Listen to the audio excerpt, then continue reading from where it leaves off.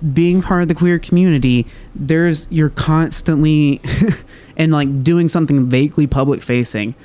We're a world that loves lists, top 5 queer comedians you need to watch, top 20 people you need. Okay. And so like anytime that like a new queer person is given a spot on a TV show or a writing staff or like something vaguely publicly notable, or you start doing something and it's put online and it garners a modicum of attention, queer people notice and flock to you to try and both support you because you're queer, but then almost necessarily and simultaneously, the queer community begins to self-cannibalize and critique and dig into and talk about and agree or disagree with whatever the fuck is happening with this person who's doing whatever, right? That's like an inherent part of being like a queer comic.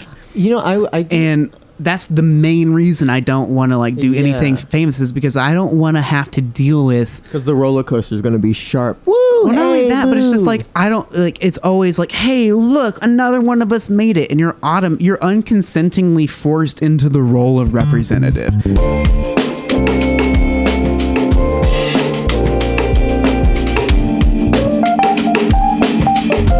And welcome to Tyler Is Groce, a podcast where me, a comedian, talks to successful friends about life and growth and self-improvement so that I can beat them at whatever game they're playing. And we're back. I took a break because I was tired, and I was moving to New York, where I am now. So I'm in New York. Welcome everybody to the New York version of this podcast. It'll be similar because I recorded a bunch of episodes in Austin before I left. So a lot of these are going to be over the last couple of weeks, but now I'm in New York, and I've had it's been a time, man, going around exploring. I know a handful of people here, so I'm hanging out with them, meeting people, exploring the city, exploring the scene, seeing what like comedy shows actually exist out here and what it's like living here, and how do I do laundry, and where do I go to get groceries and eat, and I have roommates again. Like everything's very different, so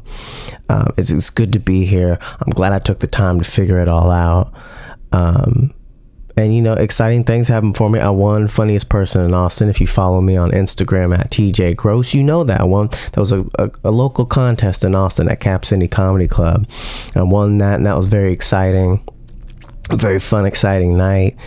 And then, you know, I think I mentioned it in the last little mini episode that I did a Comedy Central showcase as well. That was also very exciting. It was a great night. I don't know when that's coming out, but I'll let you know if you go ahead and follow me.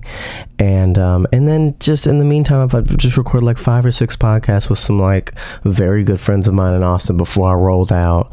Interesting conversations, interesting people, and this one's no different. So I'm glad you're here. I'm glad you're back. Go ahead, if you're on YouTube, like it and subscribe it. If you're on the podcast apps, go ahead and like and review it. And comment and all that stuff. It helps with the algorithm. Show me some love. I got a Patreon. I got a PayPal. I should start putting stuff on Patreon, shouldn't I? Instead of just saying subscribe with no perks. But you know, we'll get there. It's all in due time. Always trying to figure out that's where I've been at recently. Is now I'm in this new place, in this place of lack, because I'm in New York. I don't have my friends, my family, my support system. Although they're a phone call away, but I'm realizing like, you put yourself in a place of lack and take yourself out of the comfort zone, and you can figure out what you actually do have. And you know, that's where I'm trying to be now, trying to remember to be grateful for what I do have and where I'm at. And because I do know several people here, and I do got a support system around, and that's where I'm at now. And maybe in future episodes you'll start to see that sort of come out in the episodes of me being in this transition phase, in this phase of wanting to conquer the city, but also like chill the fuck out, man. I've been here for, at this point, like a week. So I'm in an interesting spot. I'm in a good spot. I have the energy and the space to make these episodes and put them out. So let's fucking do this, man. We got Ava Smartt. Can you believe that? The Ava Smartt, Gender Fluids Podcast. She's in Austin, Texas. She has a show I think every Saturday. You should check it out. It's at Creek in the Cave. It's called Perverts. It was a crazy show. I did this show the other day. Yo, they do banana shit. Like, it's a stand-up showcase, but in between there's this halftime show where they do crazy sexual, probably pseudo not legal exhibitionist acts on stage. We mentioned it in the episode, but it's bananas. And so, like, if you're in Austin, Texas, I think it's a Saturday at like 11. You gotta go late because it's the only time this shit's gonna fly. Go check that out. But it's a very interesting podcast. We talk about, I ask her a couple, she's trans. I ask her a couple trans questions. We talk about polyamory. We talk about sex and how her, like, you know, her kind of public persona is very sexual and perverted and crazy sexy or whatever. And it's like, you know, what's that like? And we just have like an interesting talk. And she's an interesting person. I'm glad that she got to be on. So go ahead and listen to it, man. And we got more coming. Hopefully, if you're back, I'm glad to see you back. If this is your first time listening, fucking hell yeah. I love you already. So welcome. Hopefully you enjoy the conversation. Maybe something will resonate. Something will spark off in your life. And I don't know. I'm in a good spot. So I hope you are too. Enjoy.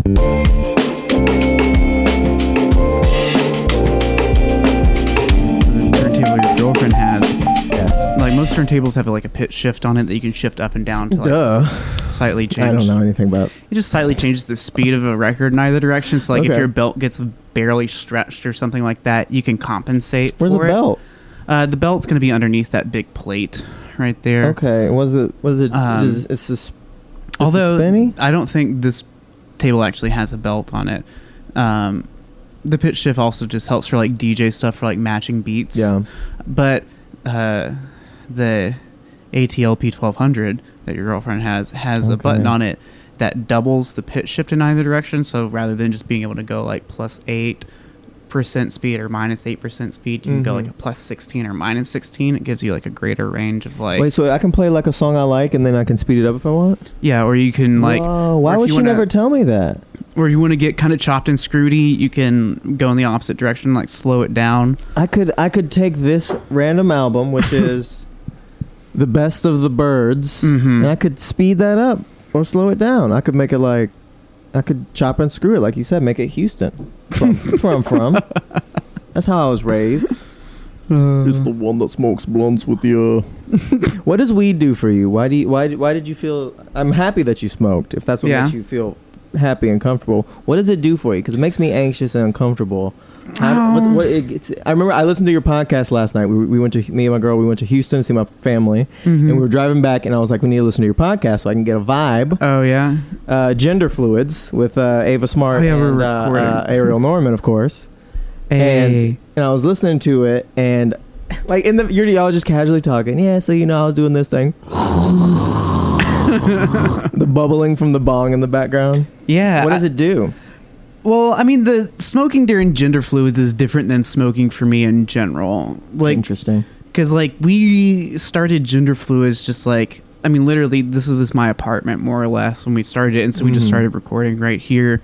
And it was just us trying to mimic what we did when we hung out, because we were like, there aren't really funny queer people hosting a podcast that's not trying to be educational. Not that you might not learn things from it. I believe the tagline is it's an LGBT podcast that's not gay. Yeah, we're the only queer podcast that isn't really gay. Queer podcast that isn't really gay, exactly. Yeah, and so like we were like, well, we just smoke a lot of weed when we hang out and talk, and that's the conversations we're trying to mimic. And it became a thing where listeners, clearly like you did, heard us smoking weed, and so it kind of became a thing that we just didn't want to stop doing. And I personally like the unintentional motif of like each podcast, if you listen to it, we start off pretty clear-headed and talking a lot, and by the end of it, we're high as fuck. And so just we change over the course of the podcast, and I enjoy that to a degree. You're like Lil Wayne. Oh, like yeah. Lil Wayne would always spark up. He'd make sure to get in the mic and Young Money, queer podcast that's not gay. I would love to be the Lil Wayne of queer podcast, honestly. That would make high school me so happy. Like, did you love Lil Wayne?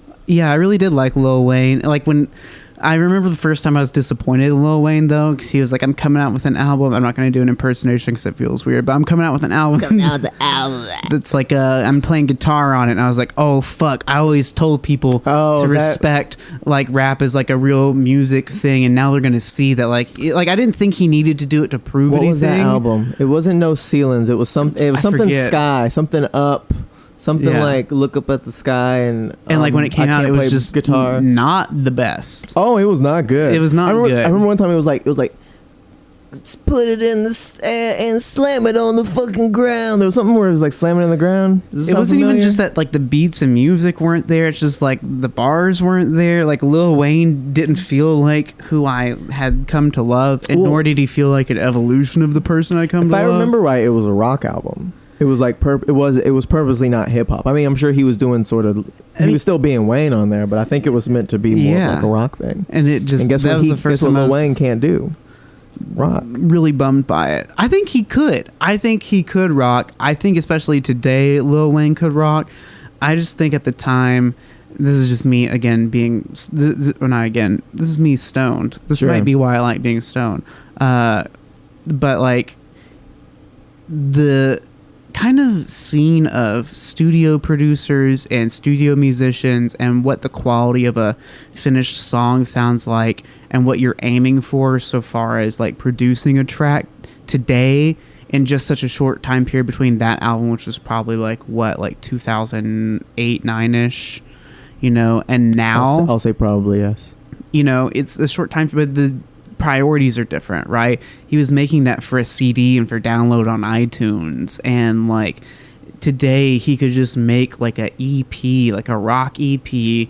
Social media is at a point where he could reach out to fucking weird, cool like musicians, like some that are respected but also kind of hokey. Like, you telling me Lil Wayne couldn't get Jack White on a fucking track? Like, yeah, but do you think do you think art is just the quality of the people around you, or does there need to be some, like, I don't think Wayne can do everything. Michael Jordan couldn't play baseball.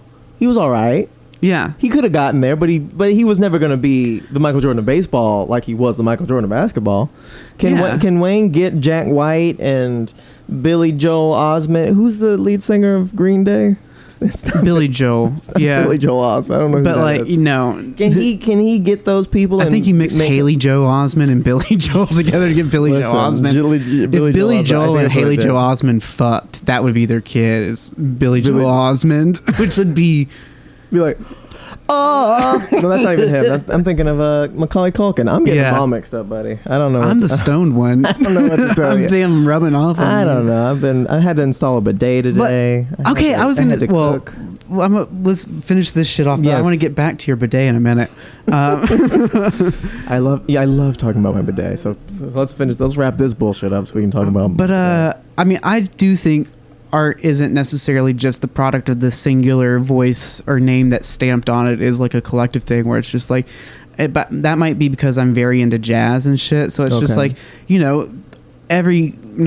most great jazz albums, there's some dude's name on it, but you're just as interested as all the other names below him that are playing on it. Sure, yeah. It's his album, but it's their art, right? And and so I think like Lil Wayne, but I'm saying like could Miles Davis just be like, all right, now I'm going to do something else. I'm like, Miles Davis has done that several times in his career. Well, maybe also, like, Miles Davis talked so much shit on jazz fusion for years. Like, was just like, fuck jazz fusion. Jazz fusion sucks. And then, like, once jazz fusion became popular enough, Miles Davis was like, I guess I'll do a jazz fusion album, right? Like, was it good?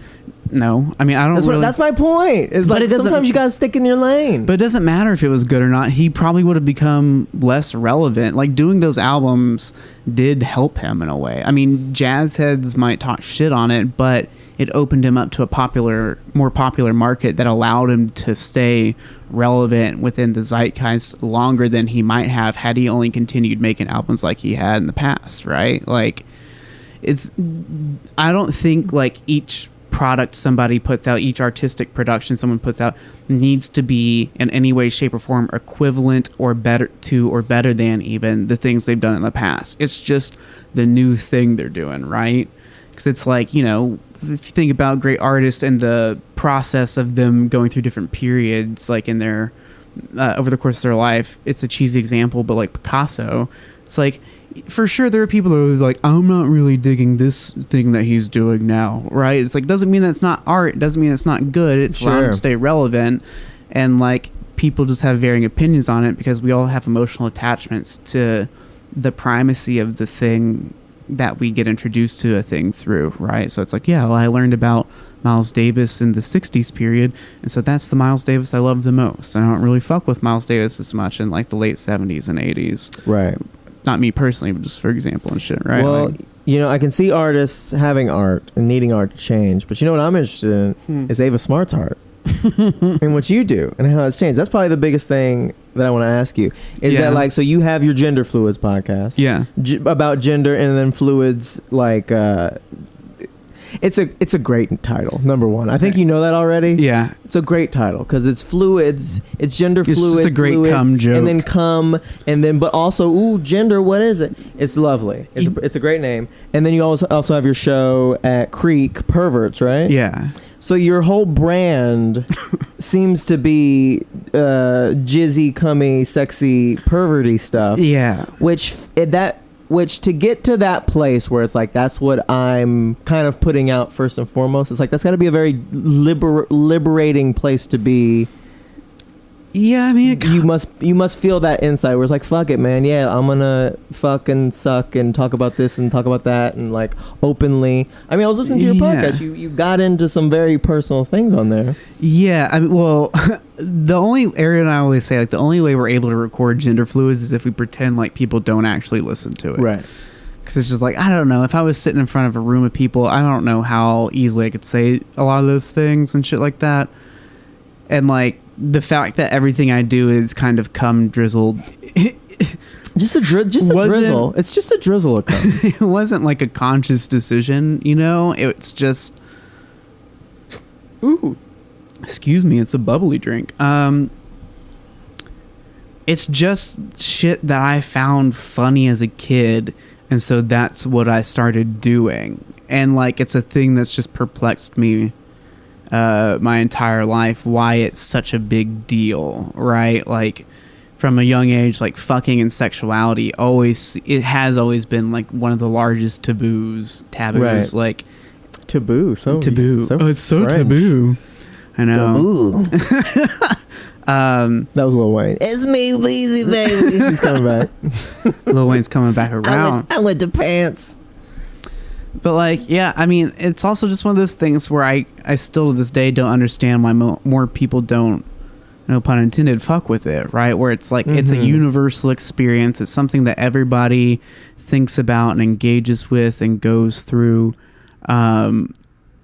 But it's still not talked about. And like, people will joke about worse things or more fucked up things or things that are more violent and intense and not bat an eyelash. But for some reason, as soon as you start talking about fucking, it's like, whoa. Sure. Well, you know, we got our you know, our Judeo-Christian roots in this country. Yeah. But also, I don't know, like, I mean, I was thinking about before you were asking you to be on, of course I wanted you on, and then we're here and we're talking. And I was like, fuck, what if we get into like some sexual stuff about me? Like, how much do I want to reveal about me and my sexuality and what I like? Like, I don't know where the conversation is going to go. So I was like, well, how much do I really want to reveal? Yeah. But you seem like, because it's a personal thing to reveal to strangers, and then you're open to them being like, you like slipping a something into squeezing that. Yeah, I mean, I guess where I've always come from is that like, we just don't talk about ourselves and our sex life enough, and nor do we even have a framework to do that appropriately and publicly, right? Like,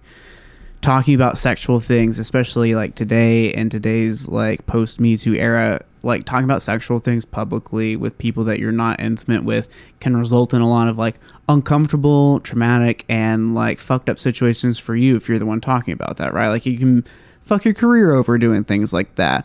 But we're not really working to try and create a framework that people can talk about that. So when you're like, you know, what do I want the world to know about myself and my sexual life? It's like, I don't think that everybody should necessarily be as open about it as I am now, right? Like, I think I share much more about my personal life publicly than most people probably should. I don't think it's bad that I do it. But if we're, I don't think I should be like an yourself. Well, I don't think I should be not just that. I don't think you should protect yourself. But I don't think I should be an example of like this is how we should all talk about it. I just tend to think of myself as an example of like what you could potentially look like if you just didn't care as much, right? So like if you don't need to do what I'm doing to the scale that I'm doing, but you should definitely do what I'm doing to some people that matter to you. Right. And that being that comfortable with certain people that you're not just the person you're fucking who knows this thing isn't a bad thing. Right. It's like I'm going to be the extreme example so that you can take a little piece of Ava and you can take it home to maybe your partner where you do feel safe and talk as open as I do on the podcast. If I can do it openly in public on the podcast, then you, person at home, and I'm can also do it with your partner and loved ones. I'm a big believer. Like I hate people who are always like, representation matters. Like, yes, of course it matters. It does. And I am a big believer in representation. And like, this is the one instance that I kind of try and be a representative of a thing, right? Which is like, I just want to be a representative, like, like people that I looked up to, like watching like John Waters movies and Kevin Smith movies that was just based around being silly and dumb and vulgar and fucked up and offensive. And like not trying to make excuses for why you're doing it. Like, yes, it's art, but like they're not trying to be like, yes, it's art, so it's okay I'm doing that. It's like, no, I'm doing that, and it happens to be art. But like, I'm not trying to justify it through doing those things. And having those things and seeing those things made me feel more comfortable being that way, right? And I think that being a little bit more open about these things is like a good place for society to have. I feel like there'd probably be a lot less mass shootings and shit like that. Like people would probably be depressed less. People would feel less weird and go to weirder corners of the internet if like they could just talk about like the ways that they kind of like to fuck in appropriate spaces. Right. I think we're years away from having that because like it still to this day, like, I don't know, like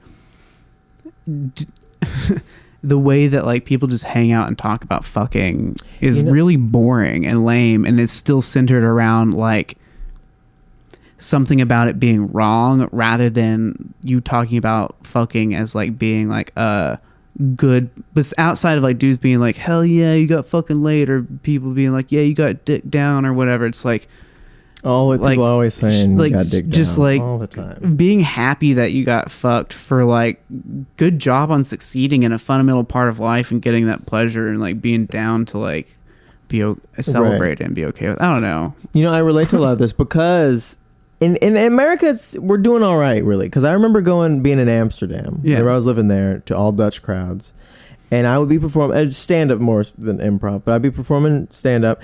And I'm coming off of people I looked up to. I looked up to Rock. I looked up to Pryor. I looked up to Chappelle and Cat Williams and these like loud, and other people too.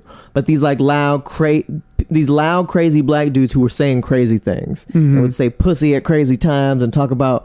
Cat Williams had that joke where he was fucking the girl and she screamed banana cream pie, and I fucking love that joke. I was like, it blew my mind as a kid.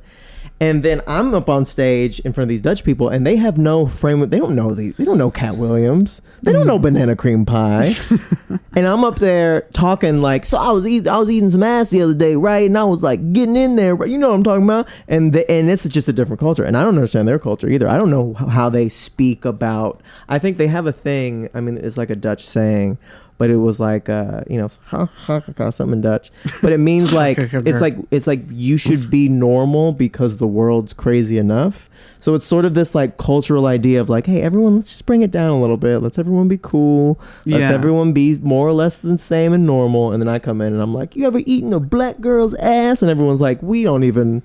This is a lot of energy and stimuli to deal with. Yeah. And they're not used to that. And I felt like there was a bit of like... They felt jarred. They were jarred by what I was saying, but I'm like, it's so normal to me. Just saying pussy, or I was fucking this girl the other day, or this like, and to them it was like jarring.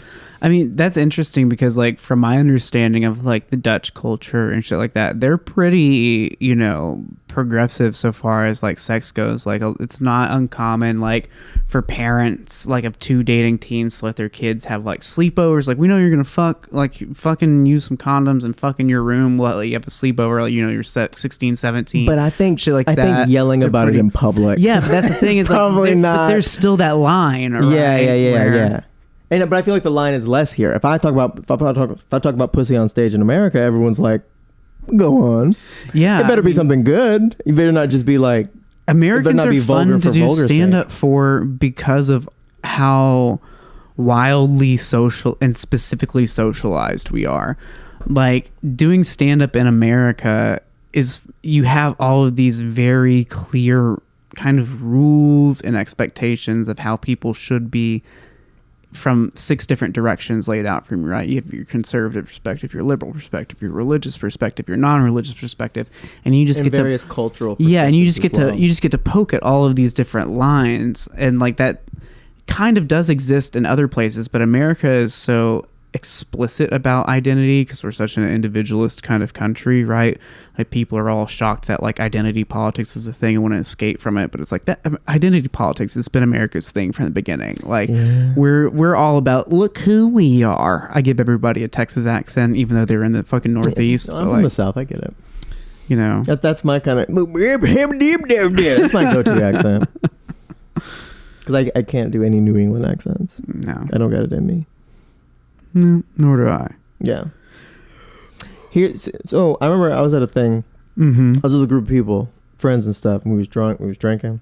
And it's like I was friends with them, but not, they weren't like my close-knit friends where I could tell anything. These were like, hey, I like to hang out with y'all and get drunk, and then we go our separate ways. And I was doing my thing, and then I started getting drunk, and I was talking about some sex shit that I did recently that I wouldn't have said if I was sober, but I was drunk, so I said it. What was it? And we'll see. We'll see. We'll see how comfortable I feel. You don't want your listeners to know this side of you? It involves stuff in my butt. That's fine. Which is great, but So you want it to go to you? How you want this to go out to tens of people? Well, look, you've already said what it is, and it's stuff in your butt, so it can only be so many things. Because I'm assuming you haven't had a lot. This is just my sexual Sherlocking. You haven't had a lot of stuff in your ass before, so it's either got to be fingers or something small. Probably not happening for a long period of time, unless it just like took off. Well, I'm guessing a tiny butt plug or fingers. Well. Go ahead and like and comment down below what you think it is. What do you think Tyler had in his ass? Go ahead and comment, please. No, but it was stuff about that. Okay. And something that was new, and I felt it was new and it was personal. But I was drunk, so I was like, dude, I did this thing. It was crazy. Yeah.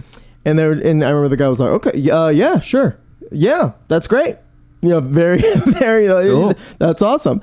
And the next day, I was. Called or texted my girl. I was like, oh shit, I got drunk and because I forgot about it, and then you're going throughout your day and you're like, hey, can I get a slice of pizza? Fuck, I said that last night. Fuck, when I was drunk. It was one of those kind of moments. And then I remember texting my girl about it, and she was like, you know what, if they have a problem with it, then they're just jealous. They're just jealous that they're not as sexually open as you are, because you were just willing to talk about it. Yeah. And everyone wishes they could be that way, but they can't be. So you just be happy that you're you, because my girl's great, Yeah. Do you get that from other people being like, man, I can't believe you just say all your shit on the podcast or on stage or whatever, and it's so like, wow. Yeah, I get that all the time, and like I get it. I guess I kind of do it for that reason, but not for that. Do it for that reason in that like I want people to feel okay doing it, but I don't do it for that reason that like I don't really do it so people can tell me I'm so proud of you. Like I don't really like. I had my first bukkake. Yeah. Please say you're proud of me. I don't really like being a role model. I don't really like. Being a leader of sorts in any way. I just kind of like doing a thing and hoping that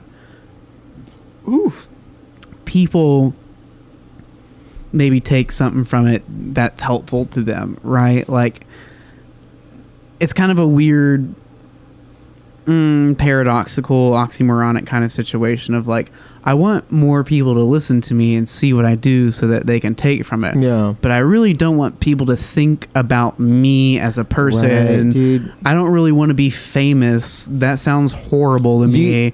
But I do think that no one else is doing a thing that needs to be done, so I guess I'll do it. But don't really talk to me about it. The whole role model thing seems really shitty for like celebrities, especially comedians that I like, you know? Yeah. Because like they just wanted to tell their dick jokes and they wanted to get really, really good at it. Yeah. And they wanted everyone to come watch them tell dick jokes. And then suddenly someone like Kevin Hart tells a gay joke and then it's like, yo, can't do it. People look up to you, Kev. I didn't People ask need for that. you. And it's like, dude, I just want to make movies. I didn't want to. Yeah. This kind of scrutiny. I feel bad for those people. You never want to get to that point? No, I mean, my dream job growing up as a kid was to be like a writer and actor on SNL.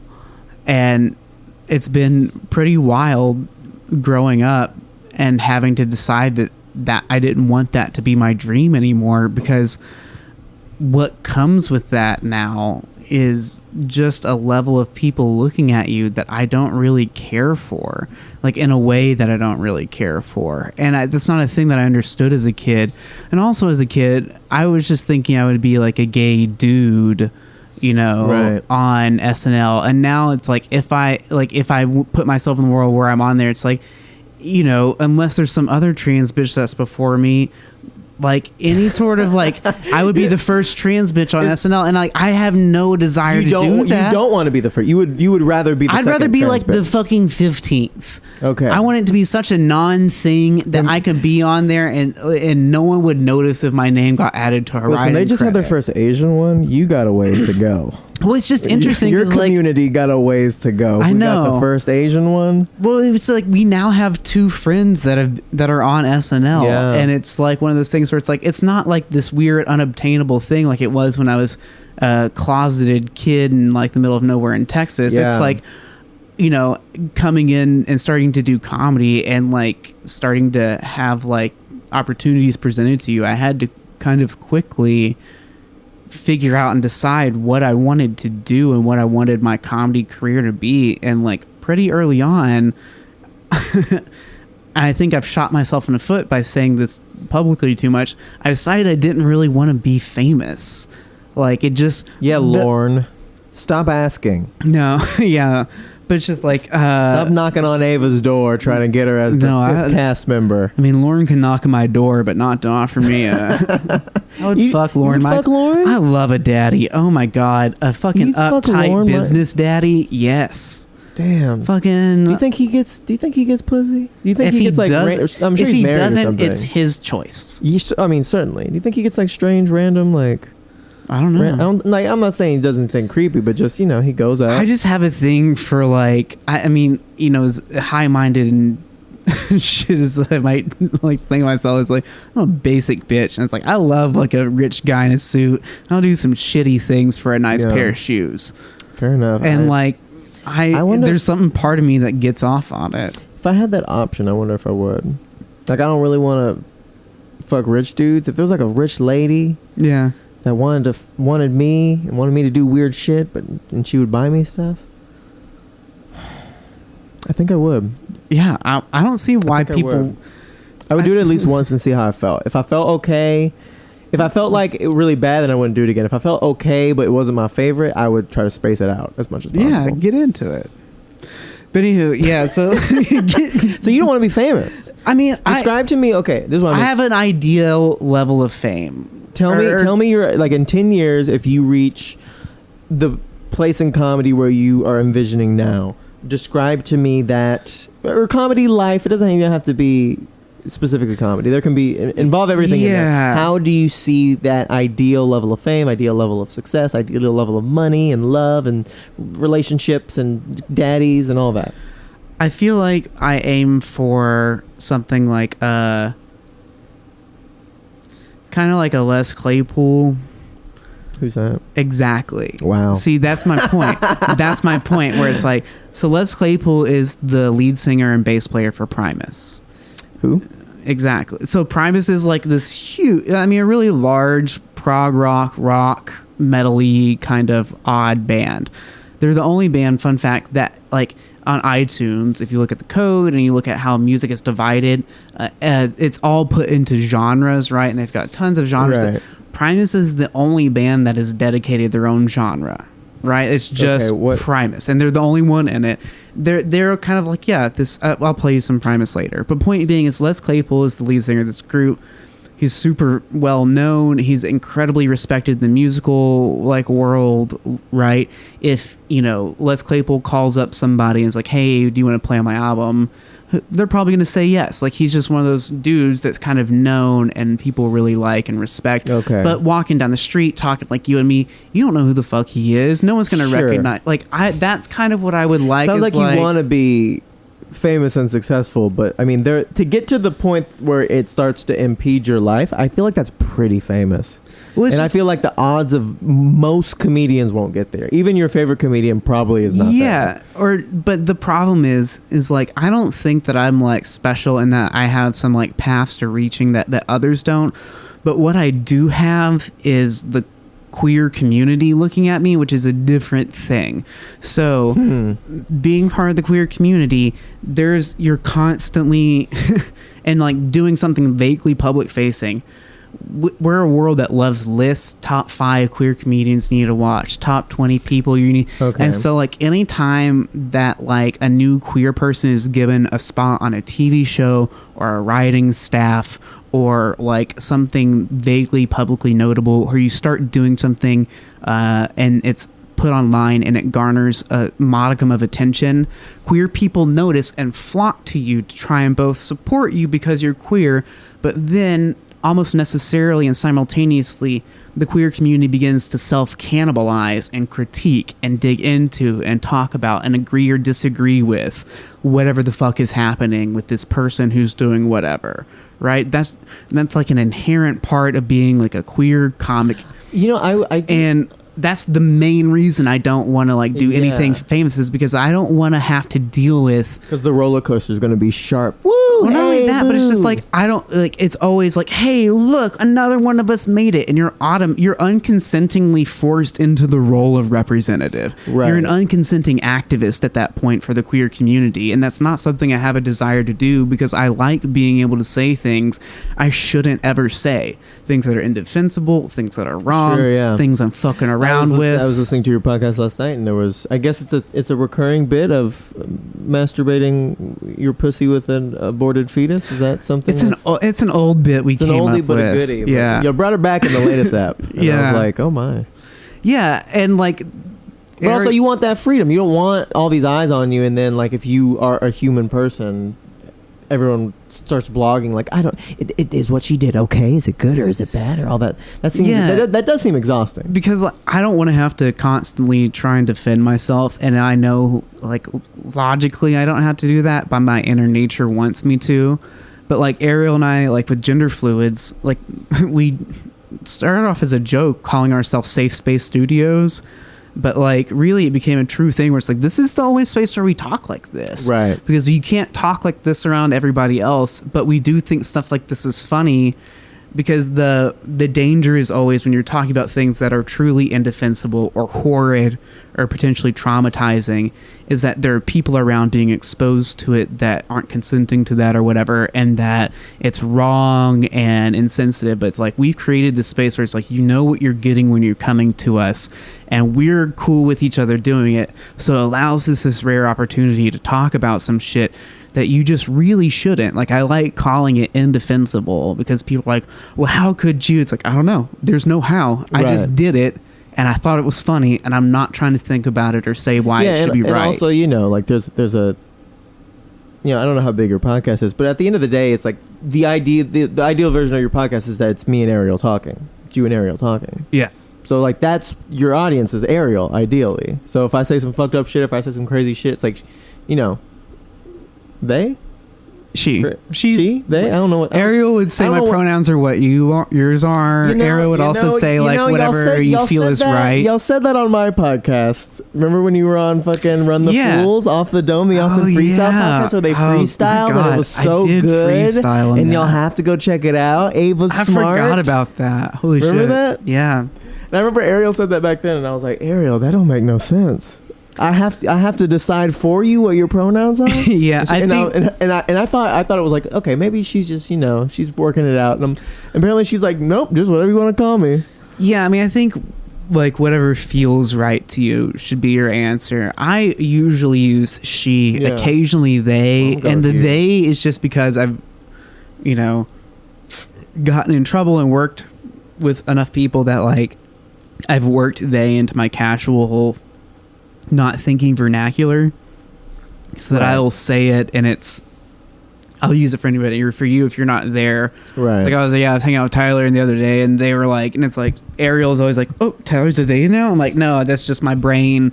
It's just now part of the everydayness. So I it think feels they's an interesting one because it used to be like, I don't want to be a he, I don't want to be a she, I'm going to be a they now. And it's like, Yeah. okay, cool. But now they is sort of becoming the standard neutral one for everybody. And it's always sort of been, in a way. I think it's a little bit of a cop out for a lot of people to feel special. For people saying like, oh, I'm a they. I'm gonna pull a hair out of this because please. my autism won't let me let it it stay. mine? No, I don't know whose it is. It's fine. Well, pick it up and That's well, look at it, motherfucker. how See? Tyler gets framed for murders. We found the hair in your girlfriend's apartment. It's Yeah. like, son of a bitch. No, I mean, I feel like a lot of like annoying white girls who aren't feeling special enough just being white are now getting a side shave and a nose piercing and like, I'm she, they. And like, Question. I'm part of the queer community. It's like, this special. Is this That's the not special. example of the queer community coming and attacking each other, like you were mentioning, the cannibalization? I mean, technically, yeah. Absolutely. Wait, and you know what? You say that was about the queer community, but really, isn't that just some like liberal shit? You know what I mean? I know we've talked about like It politicsy, socialisty stuff, Yeah, so I know you're it- gonna get what I'm saying. When it I'm definitely like, is. The liberals left is- the left loves to see who's the most left, and if you're below them, then you're the problem. Even Not though even everyone's most left. sort We of just like picking each other apart. We're being all thinky and coming from different perspectives. Whereas like more conservatives on the right are just like, yeah, as long as we get where we're going, we're good, right? And we'll figure it Yeah. out on the way in. We'll just support each other on the way. Like we could learn a thing or two about solidarity from the conservative Oh, right. yeah. You know, I want a conservative wife because I know she'll have my back. If I get a liberal woman, she You could- never know. She could throw me under the bus at Coming any for ya. moment. Fucking- A Republican woman, I could kill somebody. I could rape somebody. I could do whatever. It's I his wanted right, to. It's- okay? listen, that he asked Jesus for forgiveness, and that's okay. And that's all I need. I'm standing by my man. It says in the Bible. yeah. That's. I mean, shit. But yeah, we could use some solid. I wish we could just like realize, like, where are we now, and then what is better, and then let's just do that instead of like, but what about all this shit that's even more better? It's like, oh, I can think of something even more better ever. It's like, let's keep that as an inspiration and focus Yeah. on some workable solutions right now. Yeah. There's like a distinct gap between the theory of the left and the pragmatism of the left. You Go know? on. What does that mean? So like the left has a lot of great theories and ideas that they are trying to imbue into their actions, but the pragmatic, like what you actually act out as those theories, like how that theory becomes lived reality and you move it into existence, right? The pragmatism of making those things happen, there's a large gap between them to where it's like, that's a really nice idea. That's incredibly difficult to enact in reality. Just through the political institutions and mechanisms that we have, it's like Yeah. XYZ, like taking away private property is really hard, even though it would be a great idea. Yeah, or even something, Or whatever. even something that is more possible. And You cold? No, I'm just Oh, crossing my other leg. Oh, okay. That one started falling asleep. No, I'm great. But it's like, let's take like prison abolition, for example, or something like that, or reform of the prison industrial complex. Much more pragmatic than removing the idea of private property, right? Or easily achieved than private property in a lot of ways, right? But there's still a large gap between this very kind of simple idea of we need to either drastically reform and change the face of / do away with this, to how that actually happens, right? And people will oftentimes sacrifice smaller gains and movements in what might be considered the quote right direction for just completely tearing down a proposal or an idea because it doesn't match their Right. ultimate ideal. And like, you know, people call people like me maybe like an incrementalist because you want only incremental change and not like the drastic solution. But like I think things like that are the only way that anything is going to get done, besides like a large mental shift in America where people suddenly become not consumerist little pussies and will actually have some sort of revolt. But I think Americans are so comfortable and complacent that that'll never happen. So incremental changes in the right direction are probably our only solution. I feel like incrementalism feels like a practical, smart thing to do. And I feel like the whole like revolt, maybe not revolt, but like the whole like let's make a big change, let's go for the big ideal, is like an emotional reaction to the stagnation of our current system. You know what I mean? Like it's like well, we could do a little bit better. It's like fuck that, we've been trying to do a little bit better forever. Let's do a lot just better. Fucking flip the whole chessboard over. Yeah, and it's like that is what we should be working towards. But it's like, you know, politically with the way things work, it's like, okay, we're here, like speak from a place of revolt and change and work towards whatever incremental marking you can hit. Like use that passion publicly and vocally and then achieve what you actually can, right? Like I think people too often... If you were president, what was the first thing on your agenda? I want to fucking fuck in the White House. I just want to... First thing, yeah, I want to nut in the White House. I'm going to claim my space. Then I want to go over to Congress, nut in Congress. Yeah. Take me to the Situation Room. Let me... Instead of Afghanistan on the screens, put on some straight up. I'm going to be like, I'm going to need to know everything you know about aliens. Yeah, that'd be good. That's like up there on my which priority we know list. is something. Some shit's going on. There's no way it's not. I don't know if the fact that like during like the pandemic, like fucking aliens are real. Like, I don't know if they have captured aliens. I don't think they do. If they did, I wouldn't be surprised. But they know something. Yeah, and I want to know what it is. I wonder. But I asked my uncle one time. Mm-hmm. He's like a military guy. He used to like be in the military. I don't know if he killed people, but he might have. You know, it's a weird thing to ask, but I think maybe he has. And he was like real high in it and stuff. And he would talk about how like there's lakes in America that aren't lakes. Like they're just military bases under the lakes, but people are swimming and jet skiing on top. And there's buildings in the middle of Austin, in the middle of Houston, in the middle of your town. There's places, office buildings, they're not office buildings. Those are like fucking military things that are just hidden in plain sight sort of thing, you know? All over the nation. And he was talking about that. And he was talking about all these different things. And he had been to Roswell. He'd been to Area 51, you know? Shit. And he was like, yeah, I've been there, man. There's all sorts of this and that. He wasn't giving any details because he's smarter than that. But then I asked him, I was like, did you see any aliens? And he goes... And he doesn't answer, but he just gives me a face. And he's like... They never showed me any aliens. And I don't know what that means to this day. Was he confirming or denying? Was he Sounds like a very CIA answer, right? I never saw any aliens. Yeah. I don't know. To this day. Do you believe in aliens? Yeah, of course. Do you think like do you believe in sperma? What is it? The theory that humans came from a I don't know. I don't think we came from like a jizz monster. Alien? But I mean, just like in my head, I mean, the thing, look, you know what I like about you thing. is you answer everything so like literally. You take it. No, you answer. You know, I don't think we came from a jizz monster. What I do think what happened was, like, even I'm like, do you want to be a role model for sexual deviance? It's like, I'm here to be one, but I don't want to be. It's not my preference, but if I have to be, I will. You know, I'll shoulder that cross. It's my burden to bear. I don't know. I mean, I think I've always believed in aliens since I was a kid, right? Like, I was just like, look, if the universe is quote unquote infinite or constantly expanding, there's no way we're the only thing that's ever like existed with some vague semblance of sentience. It just doesn't feel right. Yeah. And then like aliens visiting Earth, fucking like, and I'm like, why would I choose to believe in a world where that hadn't happened?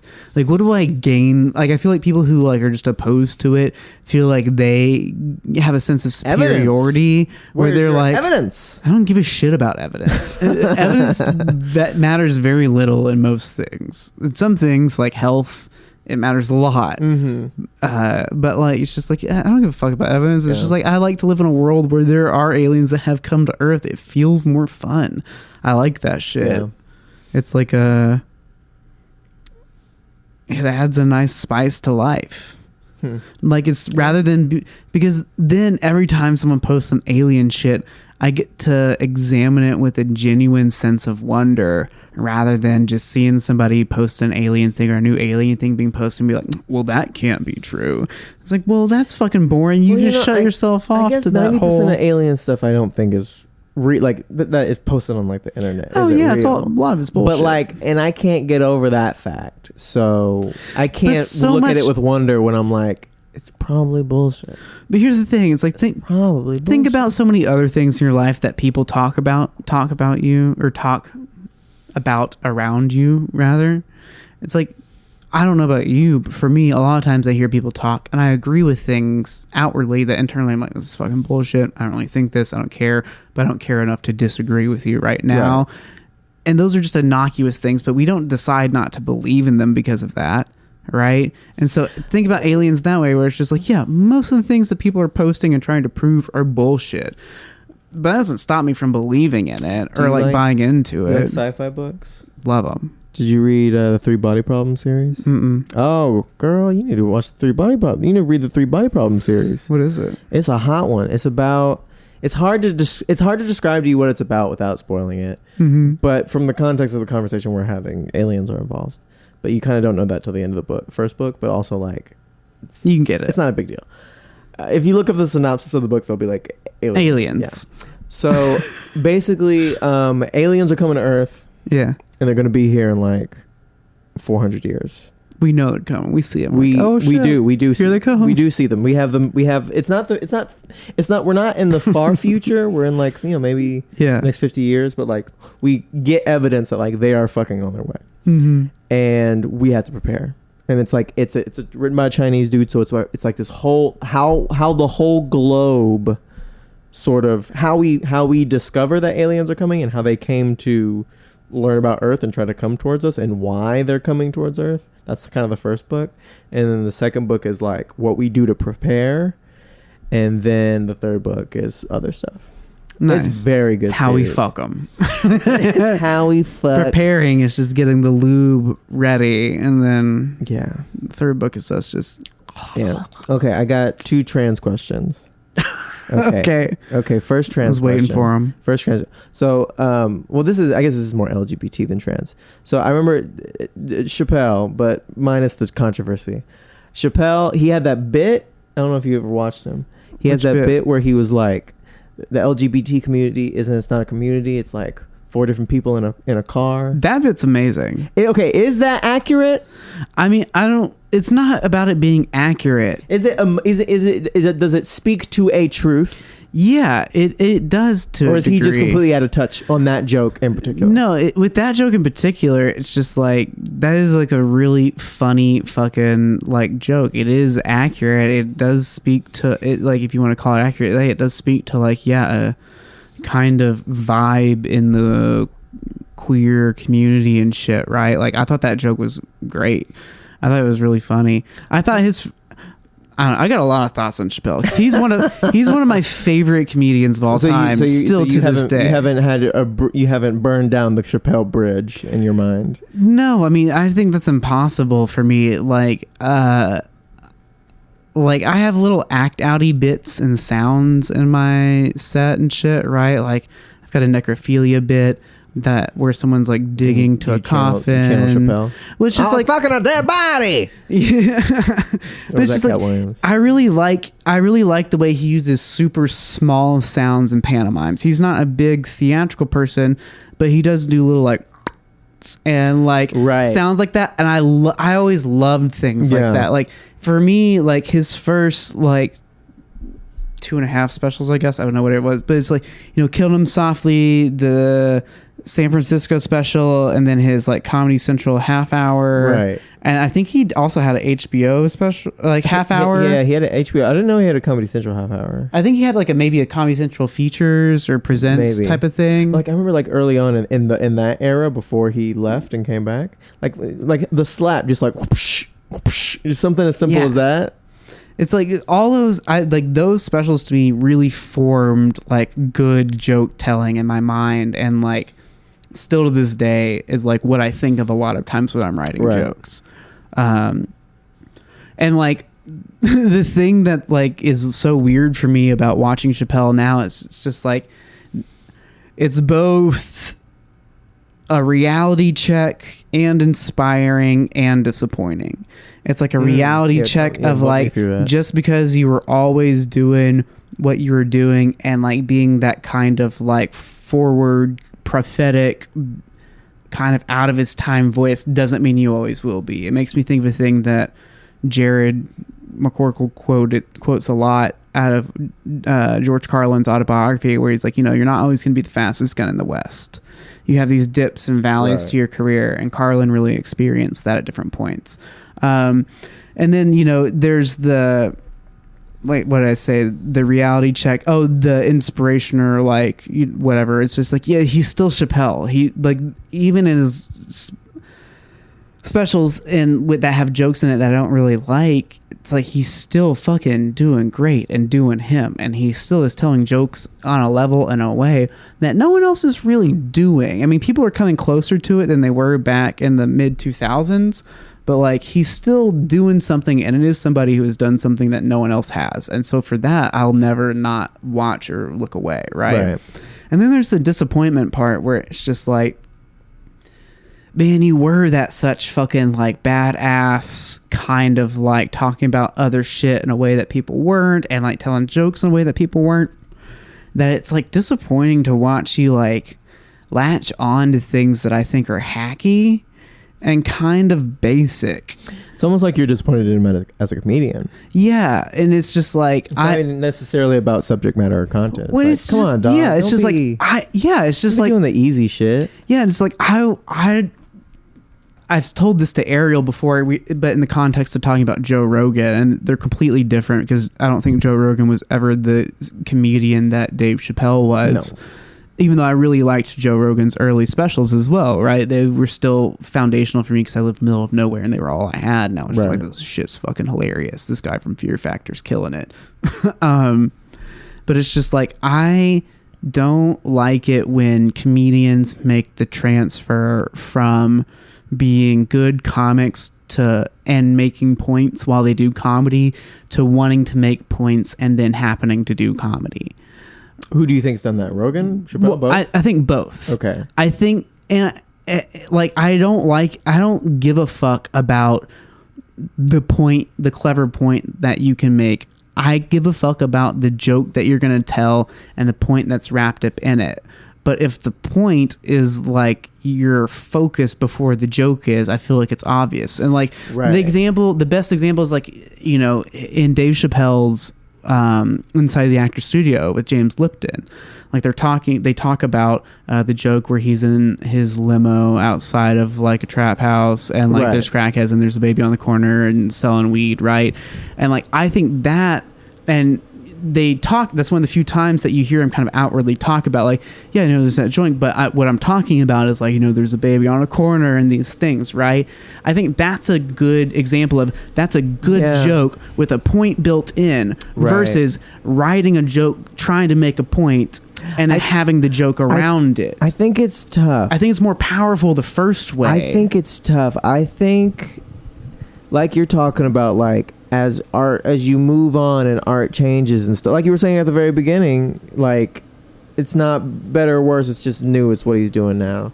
And sort of like, I don't know, like he's been thrust in this position, whether he wanted it or not, as like this living legend comedian. Like there's really no other living legend comedians that are actually still, you could argue, in his prime or relevant, because like Joan Rivers was around, but she wasn't as relevant outside of the Comedy Central roast. He's still very relevant, and he knows he's a living legend, and he's leaning into it all the way and sort of purposefully doing and saying all of these crazy things in order to show like, hey, but we can still say crazy things in comedy, and that's cool. And I don't know, just like.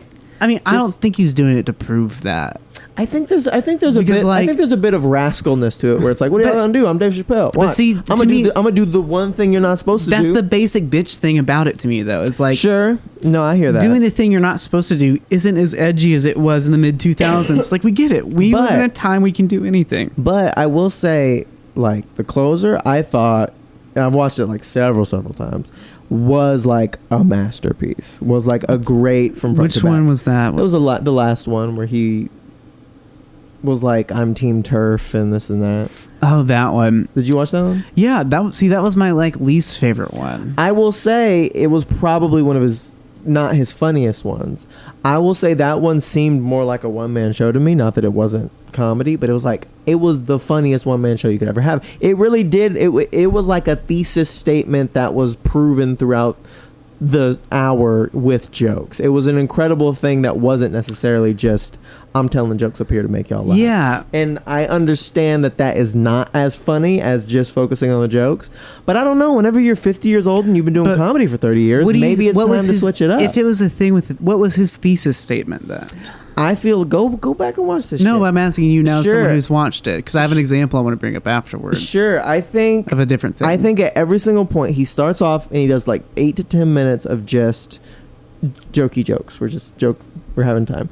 And he's like, okay, this is the last time. This is my last special because the LGBT community is angry at me. And he kind of goes through each letter almost. He tells a story about lesbians and everyone laughs. He tells a story about gays and everyone laughs. And maybe bis and everyone laughs. And he kind of goes through each one and is just sort of saying, goes through each, and he has a point. I mean, I don't, it's a thing that builds. I don't have each point now. And then whenever he gets to the T's, he goes through that and like kind of gives his point, saying the whole time it's not about lesbians, it's about lesbian white people. It's not about gays, it's about gay white people. It's not about bi, it's about bi white people. Yeah, it's not yeah. about trans, it's about trans white people. That's what I've been saying this whole goddamn time. And he kind of does that throughout the special and then ends with, I mean, regardless of whether it's lame or not, he's like, I have a trans friend and she died and it was bad and I loved her and we were friends and that's why you gotta, however he ends it.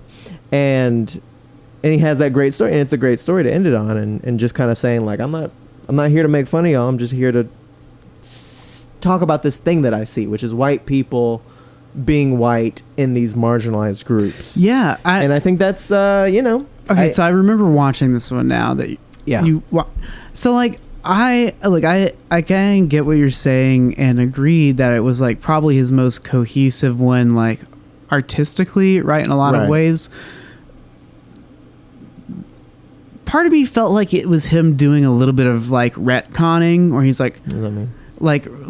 It's a thing that happens in comics and sci-fi where like there will be a story that happens, and then in a later installment of a thing they'll introduce something that kind of redefines or changes what had happened in the past. Interesting. Okay. And so he's like, he in that special, like he was making, and I think made a pretty salient point, although I have other qualms with it, but about like how he's essentially is like, yeah, white people are always or queer white people are always like a minority until it becomes convenient for them to be white. Yeah. Which is super fucking true.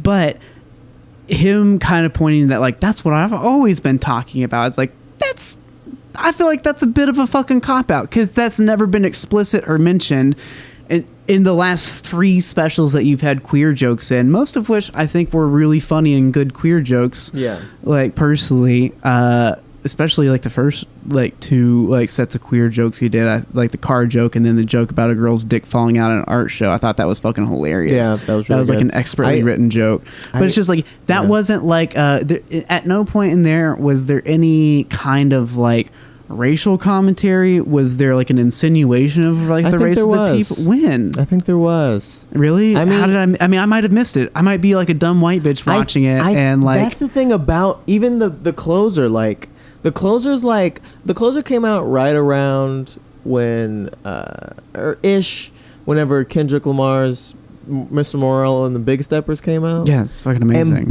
And you listen through Kendrick's album once and you're like, well, I gotta listen again.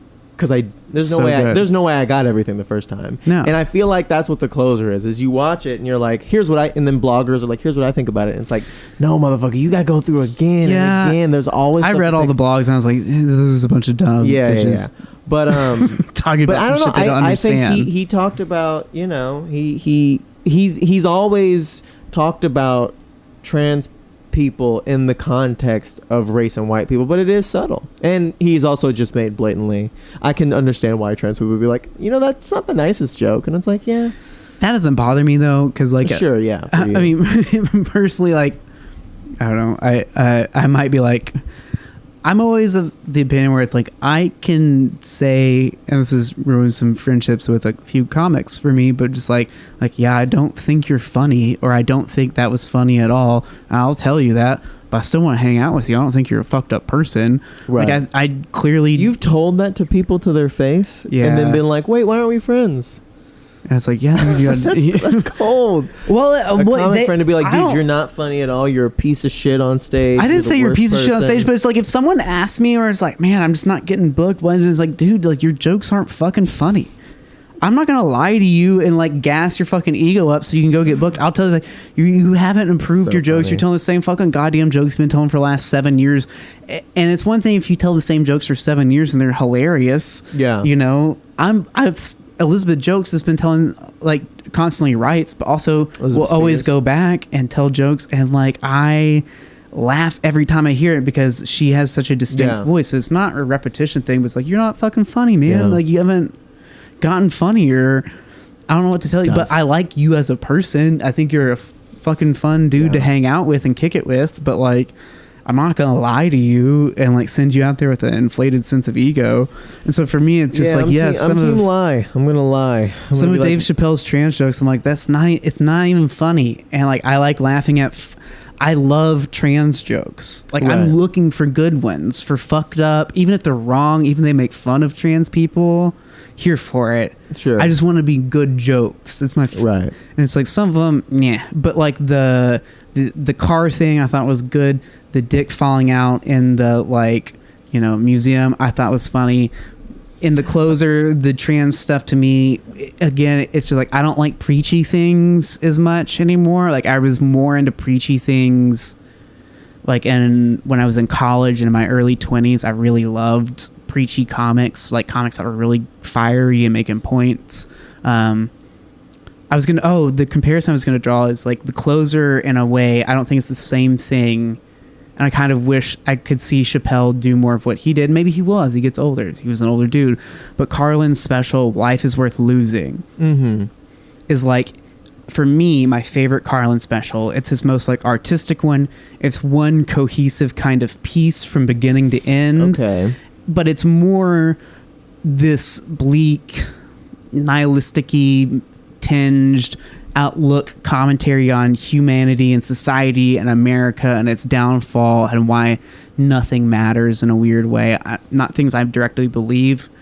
And like a lot of Carlin fans will be like, oh, I don't really dig that one. That's when he got too dark for me. It's like, that's when I fucking love him the most. Yeah. And so like I can see comparisons there, right? Where it's like, it's a period in Chappelle's career, because like I don't think he will ever go away, that like he's got this thing that he's doing, and like I personally am more interested in like what he can do next, like Right. like what he could evolve into.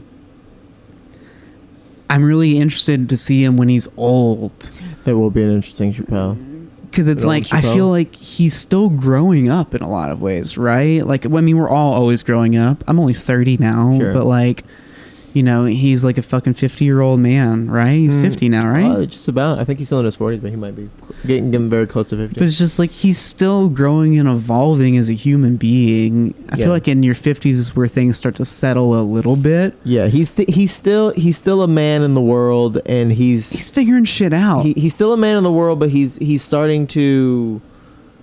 There's more and more distance between him and the world, and then once you get a certain distance, Yeah. that's when you're old, and then at that point, that's interesting Well, things it's can like happen. kind of going back to what we were talking about at the beginning about artists and phases in their career. It's like I'm never like Chappelle would have to do some real fucking work to get me to abandon him as a Yeah. comedian, right? Where it's like to me, this is just him, and this is an artist who I love and appreciate in a phase of his career where there are things that I both love and don't like about the shit that he's doing, and it's not clear cut and it's not one side or the other. It's just like, yeah, it's a wish-wash of things, but I still have an enjoyment and attachment to him, and I'm eager to see what he evolves into.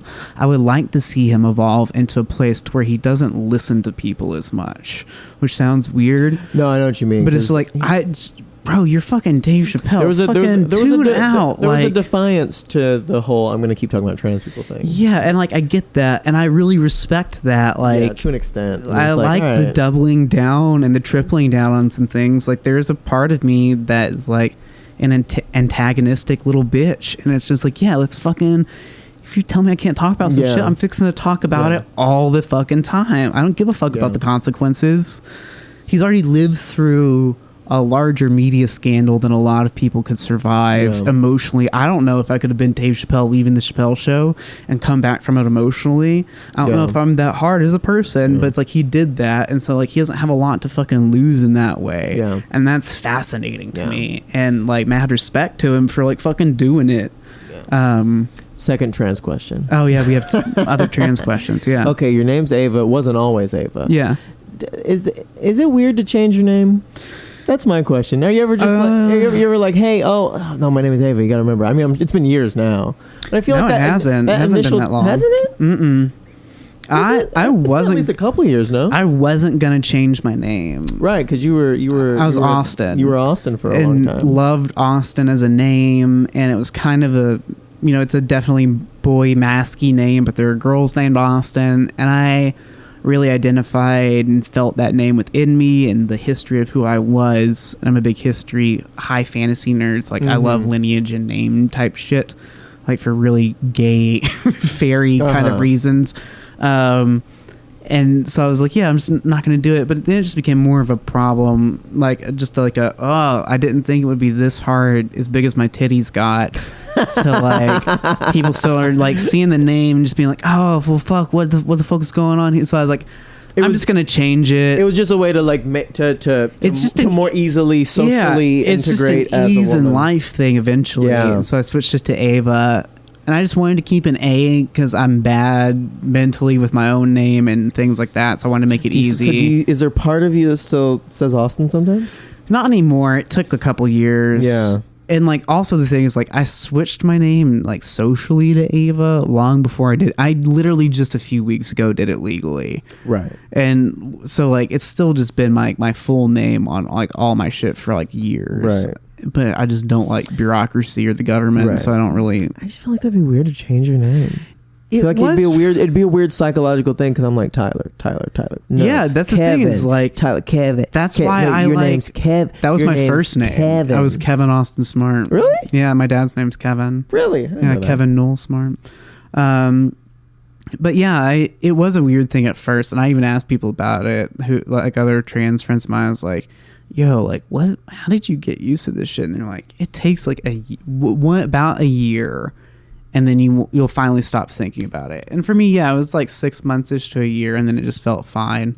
And then like, I literally just had like one or two of my good friends. I was like, yo, I want to think of names. Here's my priorities with it. I was like, I want it to start with an A. I want it to have a V in it, because I liked Kevin being named after my dad, because we have the same birthday. Right. I was born on my dad's birthday. And so I wanted to keep like a vague reference to that. None of this matters to my family, by the way. I talked to my family about it. My parents were like, we don't give a shit what you change. I was like, well, I have my gay ass, I play Dungeons and Dragons rules that I'm going to adhere to. And so, yeah, it's like I wanted to have a V in it. I didn't want it to be complicated and dumb and sound like it was from Lord of the Rings or something, because like when I was picking out a name, that was the trend in the trans community, was having like gay ass, like elven sounding names to me. Oh, that's awful. And I didn't really want it to be some sort of like weird non-binary noun name where like, I'm Lake, I'm Rain. right. You know, I was like, I wanted to be like a fucking normal ass name. I just fucking went through them, came up with Ava. Short, worked out, sweet, and it feels nice now. It's like, yeah, it's like that makes sense to me. Okay, so Yeah, I was just thinking, like, what would it be like to change my name to fucking What would you change your name to? Jackal? Jackal. See, I was always bad at coming up with names as kids. Like we were playing. Jackal's like, actually playing superhero. my friend has a trans brother, and as did he pick Jackal? As he was going through, he went. You know, it was like the thing. Hey, he tried it out. Hey, I'm a girl. Hey, I'm gay. Hey, I'm non-binary. Okay. Yeah. So that's how that went down. And one of the names along the way was Jackal. And then every single time I saw this motherfucker, they had a new name. And I was like, can I just stick with Jackal? And they were like, yeah, you can just call me Jackal. Just you. So I'd be like, hey, Jackal. That sounds like a fucking fighting game. Yeah. Like, who are you playing as? Oh, I'm playing as Jackal. They morph. Yeah. So what would you say, like I said, like, you know, this podcast about advice, growth, self-improvement. What are you doing to grow right now? What are you doing to improve yourself spiritually, personally, comedically, artistically, relationships? You're dating somebody. How's your relationship? My relationship's the best it's ever been in. I love her dearly. Yeah. I lucked out. Everyone else had a really shitty pandemic, and I just moved in with a girl and fell in love. So it's pretty dope. Were y'all dating much before? We had a very stereotypically gay thing where we dated for a few months and then broke up and stayed apart for like a couple months, came back together, became like just like good. We generally just became good friends. I've never heard the stereotype. Well, you're not gay. You're not a gay girl either. I don't care. It's a stereotype. I should know about it. Yeah, I guess a lot of the gay stereotypes. I thought the lesbian thing was you meet and you are instantly.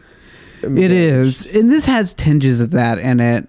But like I guess the thing about gay stereotypes is that we don't tell other people about them. We let the outside world draw stereotypes if they want to, and we might share a couple. But most of our stereotypes are very insular to just us. And well, I feel left out. Yeah, I mean, you are. Well, I feel that way, so we're on the same page. Start sucking some dick and get into it. It's not for me. You don't know that yet. Let's get you some girl dick. For me. Let's find you a really hot bitch with like a dick, and like, you know, then you're tapped in. Now you're part of the group. You're like kind of. If it's good for the pod, then yeah, I'll do it.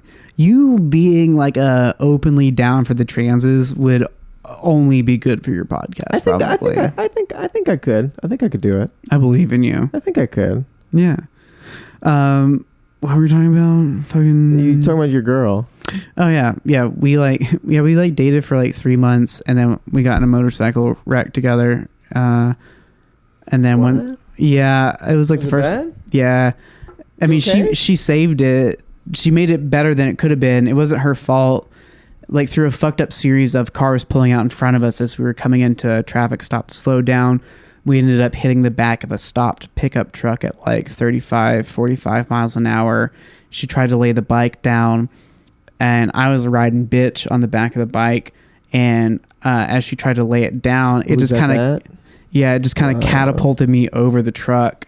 Thankfully, the light had turned green and all the cars had moved forward in front of it. So I had a clear runway, but the truck thankfully also didn't move forward once the bike hit the back. So I didn't get run over, but I did fly over this truck and break 3 bones. So I broke my ulna and I broke my scapula, my shoulder bone, and my collarbone. Scapula would have been a good name. And so I have like Scapula Groce. That is a good name. Scapula. You should be Scapula Groce. Scapula Groce. Gender neutral.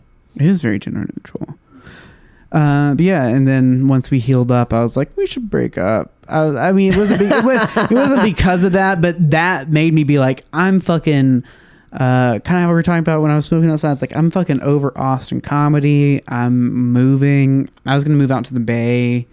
I was like, I've always wanted to be gay in the Bay. Sure. It rhymes. Just wanted like a slightly bigger I've always wanted to be straight in Kuwait. So, I mean, it makes sense. They're recruiting right now. Kuwait's like, we need the straights. And so, yeah. And then once the pandemic hit, I needed a place to stay. And she was like, well, you can crash with me for a couple weeks while this all blows over. That's how it starts. And, you know, we literally thought it was just going to be a few weeks. And then it never ended. And I was just like, I've never felt such compatibility with the person before. Like, that's beautiful. I lived with a lot of people, had a lot of roommates, had a lot of roommate tensions and different emotional ups and downs, and like with her, it was just like, oh, we just fucking work together. Yeah.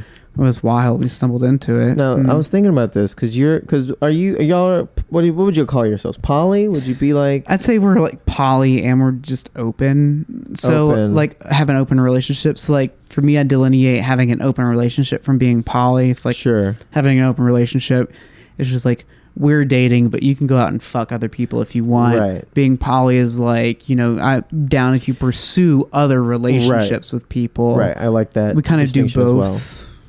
Wait, so you do both? Yeah. So are you allowed to date someone else? Yeah. Are you allowed to like fall in love and be like, no, this is a person in my life that I'm committed to also? Yes. Yeah. So that's more poly, wouldn't it be? Yeah, that's poly. But we kind of do both. I'd say both at the same time. Because like if I just am going out and fucking random people, it's like I'm not really being poly right now. I'm more exercising the open relationship part of it. Right. Okay. Cool. Like more often than not, that's where I end up because it's like I don't really like as much as I would love to have another relationship with somebody. I don't really need one, but I'm always open to it happening. Yeah. And like I honestly just think about it as like, it's like, what's your relationship? It's like, we're just gay, right? Because it's like that, the need for distinctions and definitions feels like a really straight thing to me.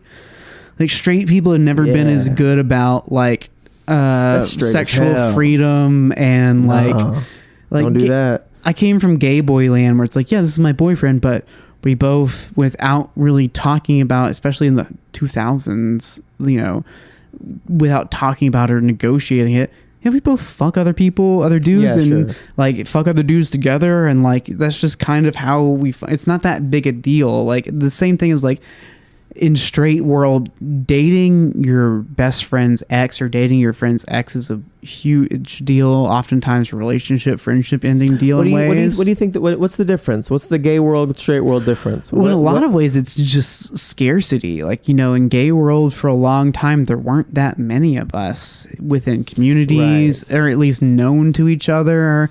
Especially so pre-Grindr. If there's 3 gay dudes in a town, of course they're all gonna fuck each other at some point. Yeah, we're all fucking each other and we're all hanging out. Also, it's just like, I think, being queer is this weird thing where it... Should make sure it's still going. Oh, yeah. It's this weird thing where you're kind of necessarily pulled outside of, without deciding you want to be, outside of a lot of societal expectations. Right. And like it's an interesting thing. Like I think like sexuality / gender stuff and race run alongside each other, like in a lot of parallels, right? But I think sexuality is one where it kind of goes this way and you learn some things, and race is a thing where you go this way and you can only learn things in some ways, and of course there's people in the middle getting messages from both sides. But it's like with the sexuality thing, it's like when it comes to relationship structures and dynamics and cultural sexual norms, if you're like me, born in a world like into a George Bush like America, well, I guess I was raised in Clinton America till it turned Bush, but even then it's like there were just people who were legally not allowed to get married, like to be part of a group that was actively legislated against, right? There aren't many groups in America that are still, laws are being written to disenfranchise explicitly. Like with racial things, it's like gerrymandering and voter ID laws. It's all coded and kind of hidden. Whereas like with gay people, it's like, yeah, we don't like faggots. We should stop them from fucking, and like, for me growing up in that world, it's like I knew this structural thing that I could see couldn't be right because I knew I wasn't a bad person and that I wasn't inherently flawed. And so it allowed me to step outside of these norms and to really just start to question the fabric of how we function interpersonally. And so I think that's the big difference between straight world and gay world, is that like even in straight world, if you're working towards functioning outside of that, your foundation is still in that normalcy, right? And it's harder to change a thing you're embedded in than a thing you've broken outside of and then are building around yourself to create, right? I believe that makes sense. I think that's the big difference. I can see that because I mean, like me and my girl, we started off just seeing each other. It was pretty normal. I think I had more experience. I'd been I'd just been single longer. She was like other stuff. She has her story, but I was like single longer, so I had this and that. But we never made any rule that we couldn't sleep with anybody. And I think we were even sort of like, hey, you do whatever you got to do. I'm going to do whatever I want to do. And then slowly over time, it just became this thing where it's like, we don't want to do that with anyone else. And we never did either. We never exercised that openness that we had towards the beginning. We sort of evolved into monogamy, and now she's staying here and I'm moving to New York. So now we're kind of talking about like, okay, like we're going to enter back into an open place. And what's that going to look like and how that's going to go. And so that's where I'm at. And I guess I was wondering about this because you seem very comfortable in that space of having an open relationship and having polyamory. Do you think, and we've just been talking about like, you're like, it's a sort of a factor of we're already on the outside, fuck it, let's question everything. But do you think it's anything about your personality or just your build where your view of sex isn't necessarily relationship oriented? Because I do feel like I can fuck somebody and just fuck them and then move on, but like if we're gonna keep doing it, it needs to be leading somewhere. And when I say that, like either I need to like you enough that I want it to go somewhere, because if I don't, we can fuck 5 to 8 times and then I'm like, I don't want to keep doing it. I'm bored. It's not even about it's not like you're not fulfilling it's like I'm fucking bored. Like we've had sex a bunch of times. It's the same old shit. Why am I wasting an evening fucking some girl that I've already fucked that I don't even like to hang out with? Like this is dumb. So I don't know. Is there something about you or your personality that is more relationship, or that is more like sex and relationships are different, or sex doesn't need to lead to relationships? No, I mean, I don't know. I think that's another thing that like has always interested me about people, not necessarily just straight people, because gay people fall into this trap too. I just think less often, but like there is this like you'll hear people be like, I'd be down to be in an open relationship to let my partner fuck somebody else, but I don't really want them catching feelings for them. And it's like, that doesn't make sense to me. Okay. Where it's like, you don't have to catch romantic feelings for somebody, but you gotta care about somebody to fuck them. Like if you're fucking somebody, you're engaging with someone's emotions, like even if it might only be temporary and primal and in some truck stop bathroom, that person's feeling something about that. And so you're engaged in an emotional relationship with that person. And it's just having the wherewithal, if it's a prolonged thing where you're fucking each other a few more and more over an extended period of time, to be able to know that you can form amorous feelings for a person and to care about a person and to love a person and to fuck a person without needing to date them. Like I don't think many people, especially straight people, are ever shown paths. There's certainly not any within like popular media that I can think of off the top of my head where two people just casually fuck and are good supportive friends of each other and never pursue a romantic relationship. Right? Like sexuality can just be a component of a friendship, can be a component of relationship between two people without it being some glue or binding factor that leads to romanticism. I guess, and you can care for people's emotions too without that, right? I guess that's rare. At least in straight world, it seems to be a rare thing. It's super rare, but that's like I'm saying, it's because when you're put into that world where you're only provided with the single path, where it's like you like somebody, you fuck somebody, you date somebody, you marry somebody. That's just the only path a lot of people are put forward. I don't know. I think that at some it's harder to.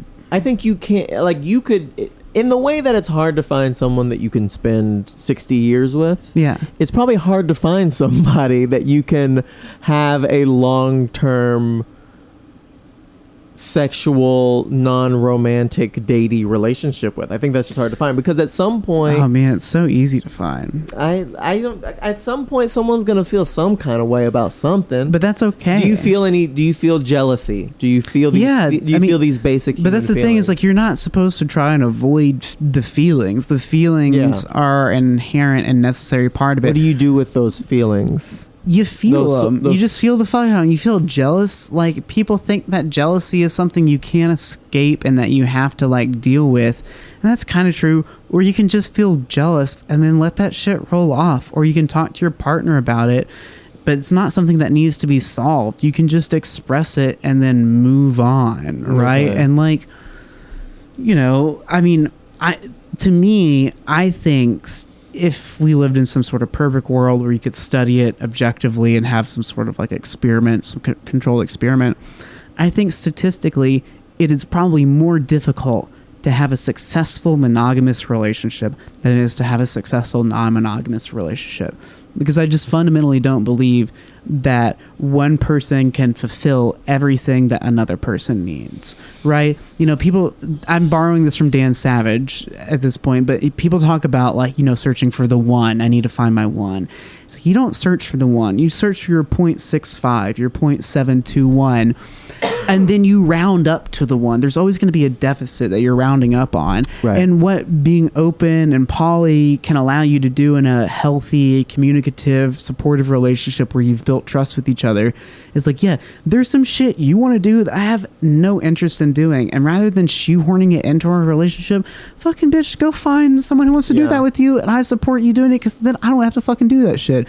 You know, you need to get dick. If you have a higher sex drive than me and you need to get dick down more than I can dick you down, man, go find someone who fucking fill that hole. And that's great for you. You need someone who's super into latex, and I'm not into latex. Go for it. I'm into being, I don't know, I need someone who's really down to bang me and call me a faggot while they piss all over my back, whatever it is. Same. It's like, you don't want to do that. Yeah, me too. Then I'll go find somebody to do that. But I shouldn't throw away this great thing that I found over it. Sure, right? yeah. But I guess, I mean, that's the way I think logically.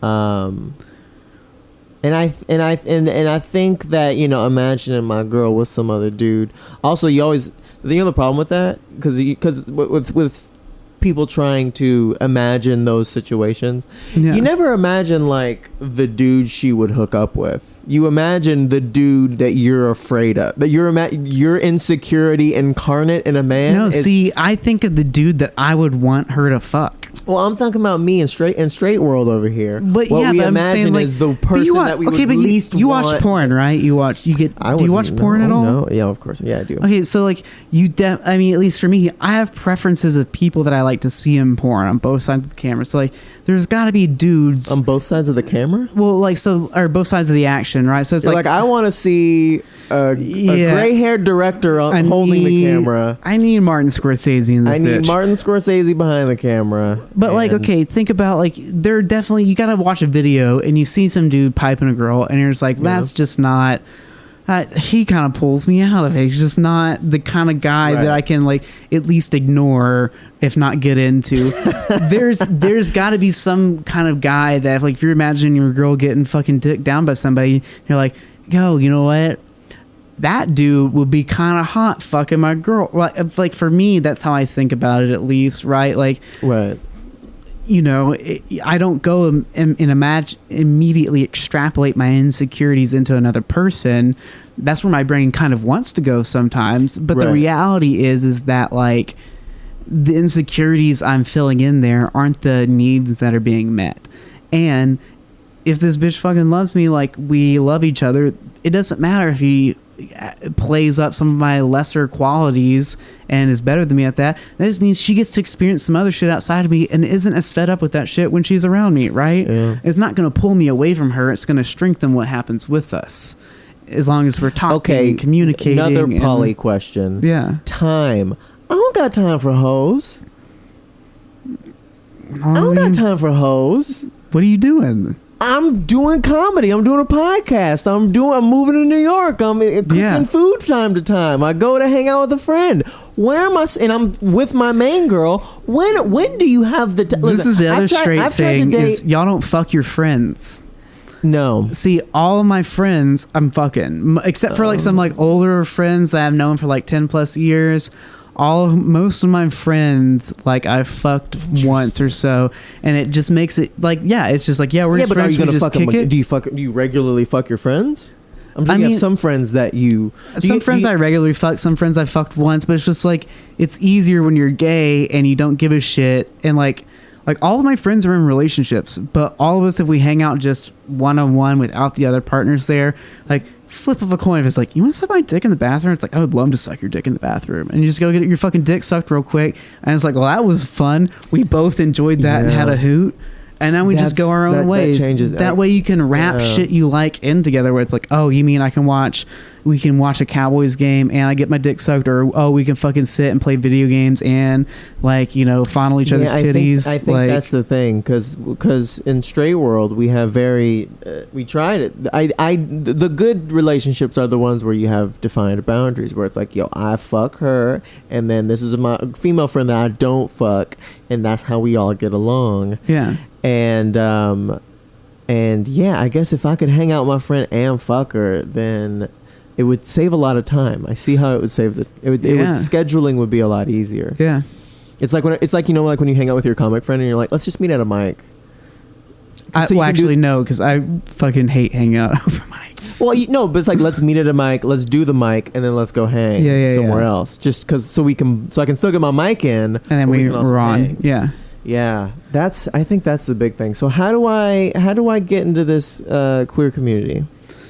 I mean, there's a pretty easy way in. I gotta pee real quick. I'll be right back. Do it. No, I think I'm really trying to pull. If we're talking about things that we're working on, one thing I'm working on, I feel I didn't know this about myself. My girlfriend's made me realize that I'm a bit of a workaholic, and I will work myself till I'm miserable.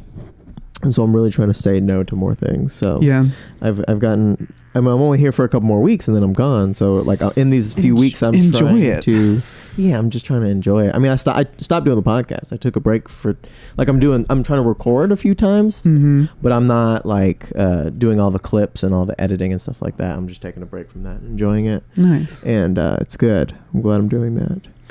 I was stressed. Are you stressed? You have a podcast? No. I mean, yes, but no. Who runs it? Or me. But I'm bad at it. That's the thing. It's like the biggest thing stopping gender fluids from being successful, or more, not being, we are successful, I guess, but being more successful is me. Just because it's a bitch. It's a lot of fucking time and work, and you got a lot of dick and pussy to get, and you have a relationship and shows. Yeah, but not even just that, but just like, I don't know. For me, Gender Fluids has always been my little punk rock podcast that I just did and didn't give a fuck about, and we put it out and people liked it for what it was. And in a way, the more effort I put into trying to make it a product or get it in front of people, the less it became that. And it's led to some bad habits so far as like editing and consistency goes. Right. But I don't know. I just kind of try and keep that in my head, where it's just it helps me put shit out when I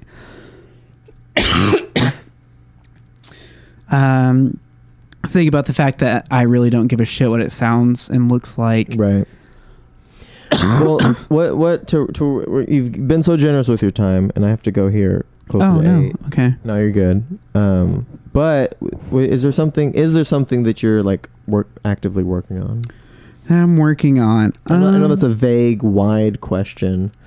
It can be whatever you want. Like I said, it can be something spiritual. Are you trying to meditate more? Are you trying to fucking get back to your Jewish roots? Are you trying to eat better, exercise more? The thing I'm working on most now is, I think at this point in my life, I've discerned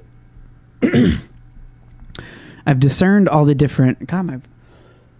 You need water? No, you got water. No, I've got water. I just smoke that joint. I've discerned what voices in my head are productive and what aren't, right? And by that I mean, like, everybody has anxiety and neuroses and different motivating factors internally, and sometimes those things are unhealthy, and you shouldn't listen to them bitches because they're bringing you down and stopping you from doing things you should do. Sometimes those things are really good and healthy and move you in the direction you should be going. And when they're unhealthy, maybe it's influenced by your upbringing and society and things you should ignore. And I feel like at this point in my life, I've kind of got those things in my head figured out. I Right. know kind of what I should be doing to live a healthy, productive life, a creatively fulfilling life, romantically and career-wise fulfilling life. And I know which voices lead me towards those in good ways and which don't. I'm trying to follow through on the good voices by forming habits around them. So it's just like I'm really trying to like I mean, it's silly shit where it's like I'm trying to just fucking eat healthy every day, where it's just like there's just no fucking reason why I shouldn't do shit that I'm good at. Like I'm a good cook, like I make good food, it's cheaper. I'm just such a fucking sucker for takeout. I love other people making food for me. It's things like that. It's like I just need to eat better every day, and I've been doing that. Or like doing something physically active every single day for 30, 45 minutes. Like that's my big focus. Like I just need to fucking move my body. I've been like focusing on routine a lot, like getting into a ritual of a thing that's not so hardened that it doesn't allow me the flexibility to live my life in a way that I want to, but that is consistent enough that it keeps me on track and motivated. I hate a routine. I love a routine. It's the worst. I also hate a routine. Yeah. I've been like, once you're in it and you kind of know what you're doing, that I do notice that is sort of when I'm happiest. Yeah. But then boy, do I love just being like, fuck it, I'm sleeping in today, or fuck it, I have to wake up early today, so it fucks up the whole thing. I guess I like the chaos of it. There's a romanticism to it for me, right? Yeah. The inconsistency, the whimsicality, I like going 9 to 5. I wish. Right? And that's what I like. I definitely feel that, yeah. But I've been trying to find things that I can do consistently that don't box me in, but still allow me some structure that I know I'm improving on. Because I find when I don't do it, that's when the bad forms of anxiety and things set in. Like when I'm stressing about shit that I could have taken care of easily if I'd been following a routine, it doesn't allow me the time to be fucking chaotic. Right? It takes up energy that I could spend doing cooler, more fun shit, right? Like, you know, I've been really working on that. I've also been really working on not giving a fuck about what other people think of me as much in situations that aren't comedy. And so you still care what comedians think? No, but I mean, I've dealt with that shit already. Oh, so like, you're already like, I don't give a fuck about comedians, and now you're like, oh, I don't give a fuck about anybody. Namaste. And it's specifically in instances where there aren't people around where there are people around that I don't know. So it's like singing in public, dancing in public, specifically around like different forms of like personal expression in public spaces. Like I used to never dance. I'm just so fucking self-conscious, and so funny. I don't know how to move my body necessarily. I'm good at prescripted dances. Like I'm great at taking a dance class. Like the hokey pokey. Or no, I mean just like doing like cumbia and bachata and shit like that, and like salsa. Like I'm really great at dancing like that and following a set of moves and like adding my own vibe and flair into it. Right. Once I know where I need to move my body, I'm good at adding expression to it. But I'm not good at just expressing out of nowhere, especially because when there's other people doing the same thing in a multitude of ways around me. I'm so referential to other people, like just in how my mind works. I've realized that I've really had to focus on just being like, I don't give a fuck about these other people. They probably don't give a fuck about me. And if they do, it doesn't really matter because I'm not trying to get anything from them where their opinion would matter. Yeah. Like what's the crux of my caring about what they think? And really the crux is that like, I'm such an internally cunty person and talk so much mad shit on the people around me despite how I interact with them. And it doesn't really ever affect how I interact with them. It's just, I have a southern cunty lady in my brain at all times. That's who she is. I impose that on other people. But when I extrapolate out, it's like, there's still no consequence of that. So I should ignore it and just move my body how it feels good, because that's what I'm here for. And I'm wasting energy, wasting time, worrying and thinking when I could be enjoying what precious moments I have left on earth, right? You know? It's funny to think that there's a picture of you on Instagram or video of you of you're on stage at a show getting something put into your ass. I mean, it's probably not actually happening, but your ass was out and something was happening to you. It was like it was a funny show. I'm not saying you were actually getting fucked in the ass on stage, but I mean, there's only 2 videos that it would be. It would either be you were like someone was in a mustache. There was like a lady in a mustache. I'm telling you, I know. Is what it I saw. recent? I think so. Oh, I mean, the most recent one I posted is like someone face fucking me with a strap on, but I haven't had any video of me getting something put in my ass on. I swear that's what Instagram. it was. Ava Smartt. Of course, that's not your name. Your name makes you impossible to find. What is your name? Natalie Mars Volta. Yeah, whatever that means. Natalie Mars is a super famous trans porn star. One of my favorite trans porn stars. Aren't you being like fucked in the butt or something here? Oh, that one. Yeah, I was getting fucked in the ass there by a fake gun. Yeah. I was Greg Abbott, and I was getting butt fucked with guns by the ghost of children who've been murdered in Texas. I don't know why that didn't pop in my head. I know, it's so obvious. It's funny to think that person is like, but I can't dance. I can get fucked in the bone, but I'm not having to do anything there. I'm just laying on the ground pretending to be sad. I'm not expressing myself. It wasn't going in your butt. Yeah, it was. It was going in your butt? I don't know if I should legally say that, but yeah. Anytime someone's like, did that really? Yes.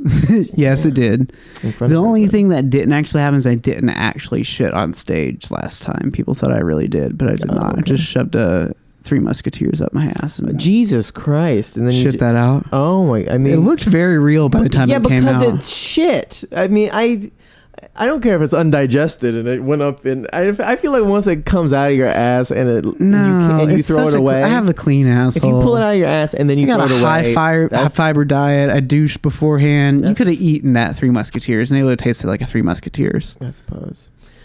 Well, and lastly, what's advice do you have for me? Because the whole point of the podcast is that I talk to you about growth in life so that I can beat you at whatever you're doing. So how do I beat you at being a queer socialist, right?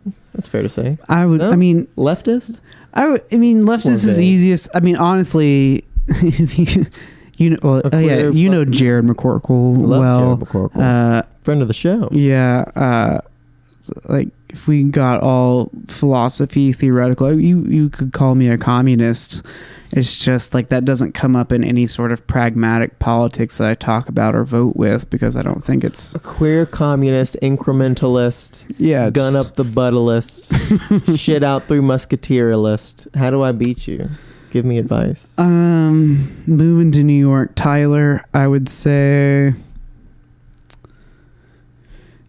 keep being you, keep telling the jokes that make you uncomfortable that I think are hilarious and that people might not laugh at the most, and don't be afraid to lean on the people you know but don't rely on them.